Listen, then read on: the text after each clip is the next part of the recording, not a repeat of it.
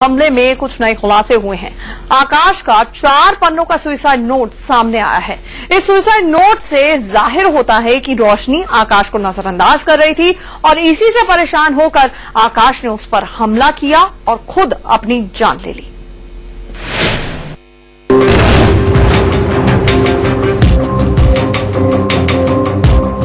JNU में अपने दोस्त के हमले की शिकार हुई रोशनी की हालत नाजुक बनी हुई है। रोशनी मौत से जिंदगी की जंग लड़ रही है। इस वक्त सफदरजंग अस्पताल के अंदर ही लगातार अपनी जिंदगी के लिए जंग लड़ रही है।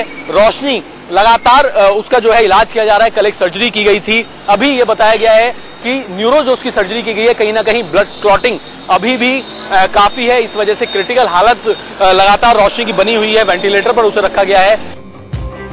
आकाश ने वारदात से पहले 4 पन्नों का एक सुसाइड नोट लिखा था। इसमें आकाश ने रोशनी के साथ अपने रिश्ते और उस रिश्ते में मिली हताशा का जिक्र किया है।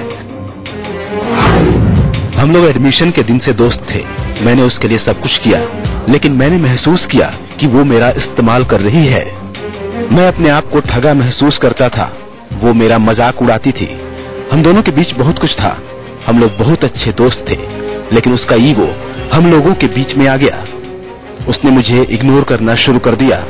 हम लोग क्लास में एक साथ बैठते थे, क्लास के बाद भी साथ रहते थे, खाते थे, पीते थे, नोट्स एक दूसरे को देते थे, लेकिन धीरे धीरे उसकी प्राथमिकता बदल गई।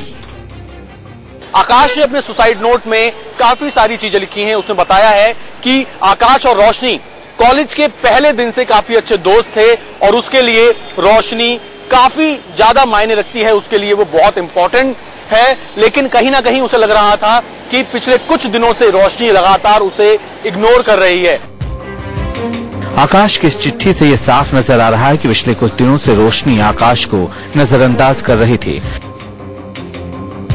इसकी वजह आकाश के रवैये में आने वाले बदलाव को माना जा रहा है। इस बात से आकाश बेहद परेशान था।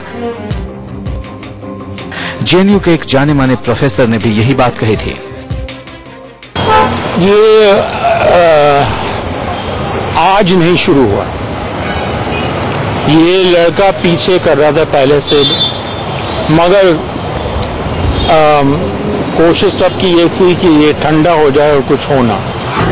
पुलिस को लगता है कि ये पूरा मामला एक तरफा प्यार का था, क्योंकि पिछले कुछ दिनों से लगातार रोशनी आकाश को अवॉइड कर रही थी। जो बात उसे नागवार गुजर रही थी और इस वजह से उसने पहले रोशनी के ऊपर लगातार कई हमले किए और उसके बाद खुद भी पॉइजन ले लिया और अपने गर्दन पर उसने कुछ ऐसे घाव कर लिए जिसकी वजह से उसकी एम्स में मौत हो गई। फिलहाल पुलिस लगातार इस मामले की इन्वेस्टिगेशन कर रही है और डॉक्टर्स लगातार ये कोशिश कर रहे हैं कि रोशनी की जान को बचाया जा सके। कैमरामैन सुनील के साथ अभय पराशर, इंडिया न्यूज, दिल्ली।